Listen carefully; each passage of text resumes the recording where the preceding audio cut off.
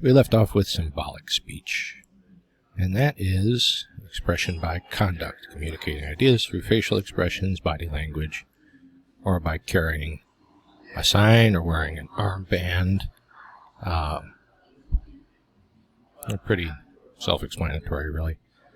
Picketing, as I described, the patrolling of a business site by workers on strike. That's a form of symbolic speech. I know the Chicago Teachers Union does that often. The Supreme Court rulings show that the blanket of symbolic speech covers only so much. It does not cover destroying draft cards, but it does encompass flag burning.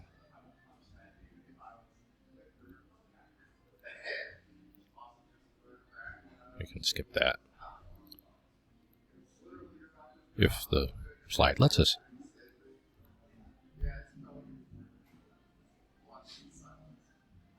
Skip that too. Okay. Other symbolic speech cases. So acts of dissent can be punished if the object of the protest is within the constitutional powers of the government. So, Congress can declare war.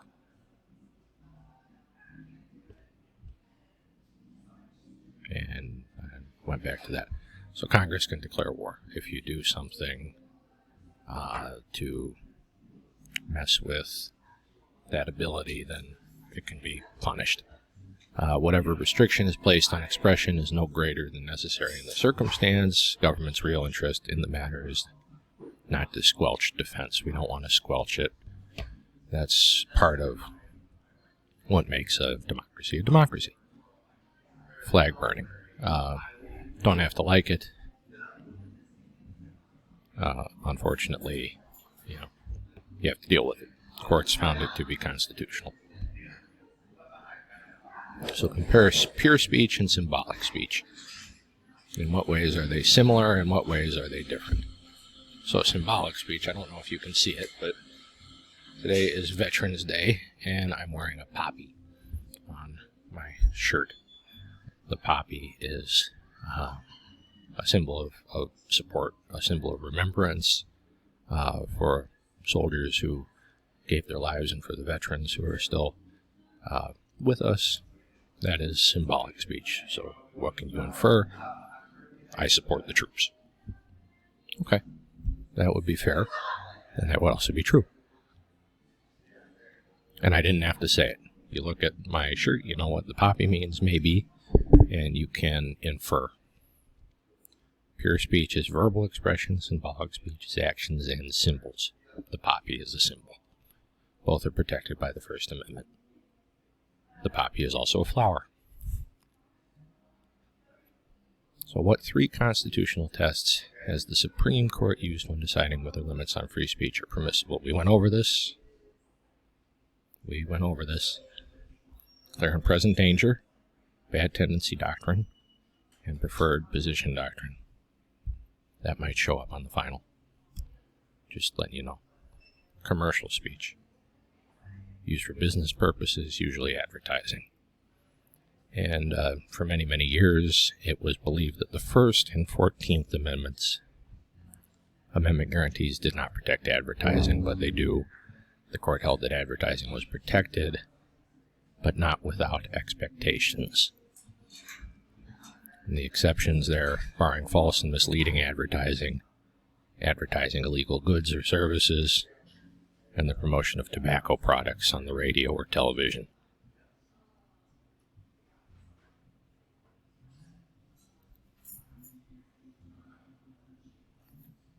So do you agree or disagree with limits on students' freedom of speech in public schools? Now, we discussed that as a semester anyway. We did the Fourth Amendment first, but if we didn't discuss it, we will discuss it. Use examples of these limits to explain your opinion.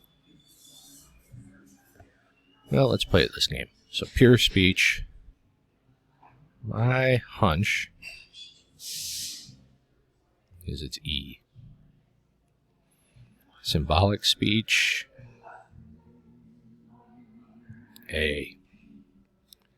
Seditious speech,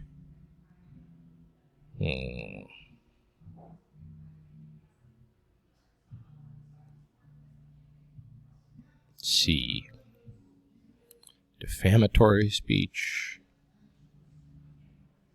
What does it mean to defame somebody? I think it's B. Oh, I'm wrong. F. False speech that damages a person's good name, character, or reputation. Well, -1 for Mr. Parker. Slander. B. And libel. Well, the only one left is D. Okay. So those might show up. We're going to move on. All right. Just so you have the correct answers if you are choosing to watch this video instead of just looking at the slides.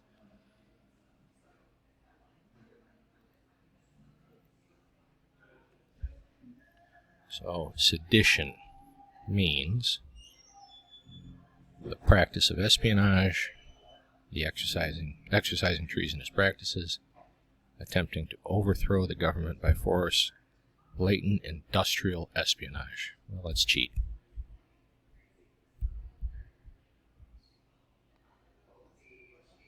C. Speech urging resistance to lawful authority or advocating the overthrow of the government. So my guess would be that the answer to this is C. Attempting to overthrow the government by force. Again, might show up on a final. Might not. Who knows? The most regulated form of communication is symbolic speech, commercial speech, radio and television broadcasts, or motion pictures. Well, when we went through it, radio and television broadcasts seemed to me to be the form of speech with the most regulations on it, so I'm going to say C. So what is a clear and present danger in the context of freedom of speech and of the press? Well, something that is going to affect the country in a negative way. I think would be a very, I guess, I don't know, light way, polite way of saying it. And speech could be curtailed because of that. That's not what I wanted. So the phrase clear and present danger refers to a test judges frequently rely on to resolve the conflict between free expression and the demands of public safety. There you go. That might be asked on a final. Who knows? What 3 tests does the Supreme Court use to set limits on free speech? So the clear and present danger test. Speech presenting immediate danger is not protected. Bad tendency speech can be restricted even if it only tends to lead to illegal action. Preferred position. Speech should not be limited unless absolutely necessary. So they look at all 3 of those. What types of speech does the First Amendment not protect? Seditious speech, defamatory speech, fighting words, certain types of student speech. When can the government exercise prior restraint on the press? Ready for the answer? Only in cases directly relating to national security.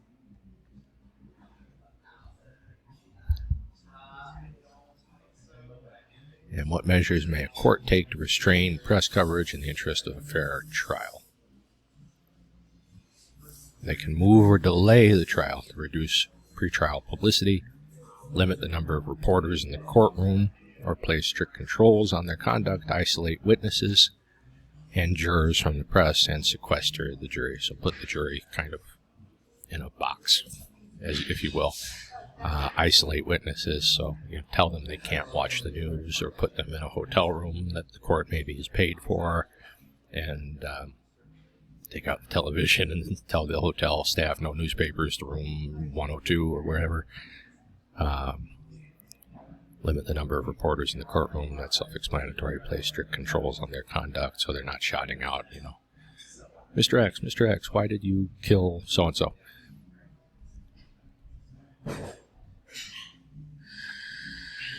Checking consistency. So are there any circumstances under which reporters should be required to reveal or protect their confidential information or sources? Explain your answer. That might that might be something you see as part of homework this week or on a final, or both.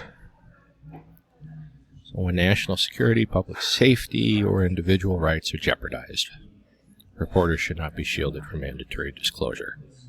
So if a reporter knows that somebody's going to blow up the Golden Gate Bridge, he or she has a duty to talk. Others may argue that information that endangers someone should not be revealed.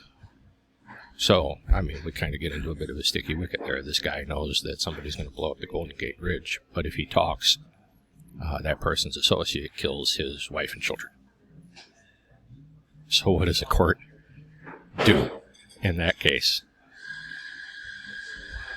Interesting moral dilemma, anyway.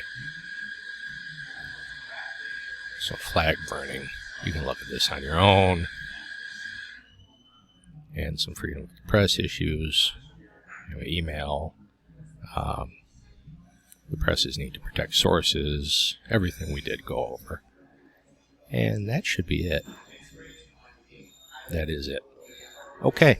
So that is freedom of speech and the press. We're not done. We've covered religion, speech, press. So what do we have left? Petition, assembly. See you in a minute.